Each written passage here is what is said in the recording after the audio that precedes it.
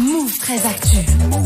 Alex Nassar. Les gossip hop de Move 13 Actu, les infos hip hop du jour, un service sur un disque de platine. Ça a découvert le classement des plus gros vendeurs de rap français de l'histoire, Guérin. Oui, parce que je sais pas si vous avez remarqué, mais depuis quelques années, on n'arrête pas de dire que la musique est en crise. Oui. Et pourtant, on ne fait que parler de chiffres. C'est devenu un gros délire. La critique musicale, ça n'existe plus. C'est des maths maintenant.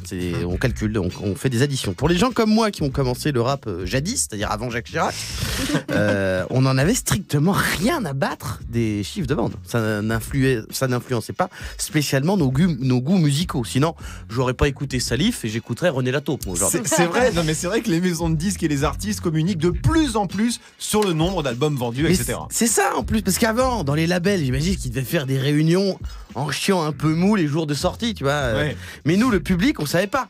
On regardait Charlie et Lulu. C'est tout. Aujourd'hui, on n'arrête pas de parler de concepts totalement surréalistes comme la première semaine. La première semaine. La qualité d'un album est indexée sur la première semaine. Oui, c'est vrai. Si t'as pas battu un record au bout de 7 jours, t'as raté ta vie, tu finis dans le trou de balle de Spotify. Ou dans la poubelle jaune de la pop culture, c'est-à-dire la playlist des avions. C'est les sons que t'écoutes sur Air France en général, c'est pas bon pour eux. Non, c'est pas bon ça. Et donc, vu que c'est une question de vie ou de mort, ces chiffres la première semaine, ça achète des vues sur YouTube, des streams, on sort les albums à minuit, et résultat, tout le monde est numéro 1. Parce qu'en pleine nuit, il suffit de 12 pélos qui cliquent et t'es dans le top iTunes. Mais grâce au site Le Rap en France, on sait qui est vraiment le numéro 1 des ventes de l'histoire du rap français. Oui, alors c'est le rédacteur en chef Stéphane Fortems du Rap en France qui a hyper bien bossé, ça je le salue. Il a fait une infographie qui montre un classement évolutif comme ça des ventes depuis 1995. Et donc ça donne le plus gros vendeur de l'histoire. En 1, MC Solar, 3 125 000 albums. En 2, IAM avec un tout petit peu moins de 2,7 millions. Et en 3, NTM. Jul. Non. Déjà? Ouais, près de 2,6 millions.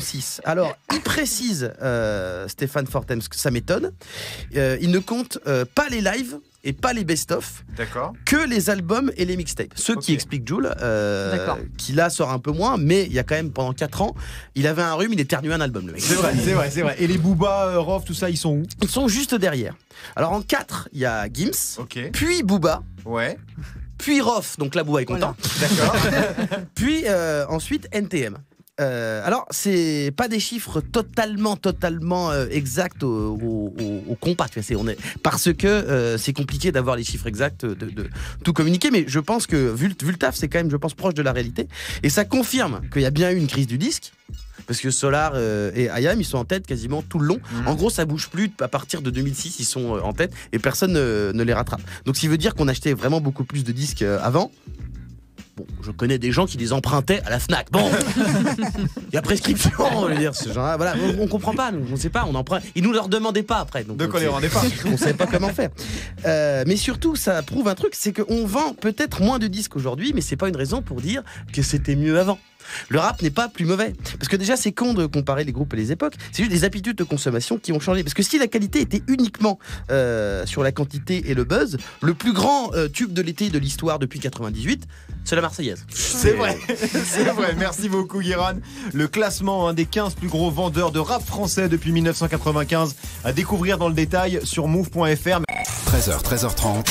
Move 13 Actu. Tu es connecté sur Move.